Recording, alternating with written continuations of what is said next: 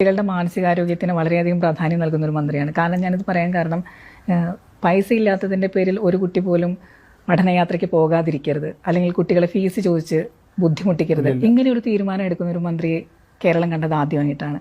കുട്ടികളുടെ ഈ മാനസികാരോഗ്യത്തിന് പ്രാധാന്യം നൽകിക്കൊണ്ട് എങ്ങനെയാണ് ചിന്തിക്കാൻ സാറിന് സാധിച്ചത്? ഇതിലിപ്പോൾ ബഹുമാനപ്പെട്ട മുഖ്യമന്ത്രി ഏറ്റവും ഇടപെടുന്ന വകുപ്പ് എന്ന് ചോദിച്ചാൽ പൊതുവിദ്യാഭ്യാസമാണ്. അദ്ദേഹത്തിന് അതിന് വേണ്ടിയുള്ള ഒരു കാഴ്ചപ്പാടുമുണ്ട്. അദ്ദേഹം പറയുന്നത് വിദ്യാഭ്യാസമാണ് നമ്മുടെ അടുത്ത തലമുറ എന്ന് പറയുന്നത്. അപ്പോൾ അടുത്ത തലമുറ ഒരിക്കലും മണ്ടന്മാരും കഴിവില്ലാത്തവരാകാൻ വേണ്ടി പാടില്ല.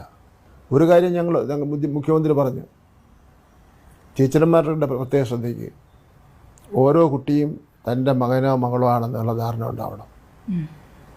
ഒരു കുട്ടി സ്കൂളിൽ വരുന്നാൽ അവൻ്റെ ബോഡി ലാംഗ്വേജ് കണ്ടാൽ തന്നെ അറിയാൻ പറ്റും അവനന്ന് എന്തെങ്കിലും വിഷമമുണ്ടോ, അവൻ ഭക്ഷണം കഴിച്ചിട്ടാണോ വരുന്നത്, അത് വീട്ടിൽ അച്ഛനും അമ്മയും തമ്മിലുള്ള വഴക്കിൻ്റെ പേരിൽ അവൻ ഡെസ്പായി വരികയാണോ. അത് നമ്മുടെ നാട്ടിൽ നടക്കുന്ന കാര്യമാണല്ലോ. ഇതൊക്കെ വളരെ ഗ്രാസ് റൂട്ടിൽ നടക്കുന്ന കാര്യങ്ങൾ നമ്മൾ തിരക്കിയിട്ടാണ്. അപ്പോൾ അഥവാ അവൻ വന്നില്ലെങ്കിലോ അവൻ്റെ വീട്ടിൽ ചെന്ന് അന്വേഷിക്കണം. അപ്പോൾ നമുക്ക് മനസ്സിലാക്കാം എന്തുകൊണ്ടാവും വന്നില്ല, അവൻ്റെ വീട്ടിൻ്റെ സ്ഥിതി എന്താണ് എന്നെല്ലാം കാര്യങ്ങൾ മനസ്സിലാക്കുന്നതിന് വേണ്ടി കഴിയും. അതുകൊണ്ട് എല്ലാ വിഷയങ്ങളിലും നമ്മളതിൽ ഇടപെടണം.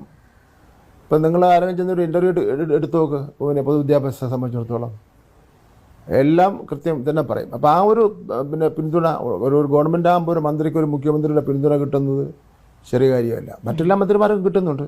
ഇത് ഞാൻ പ്രത്യേകം എടുത്ത്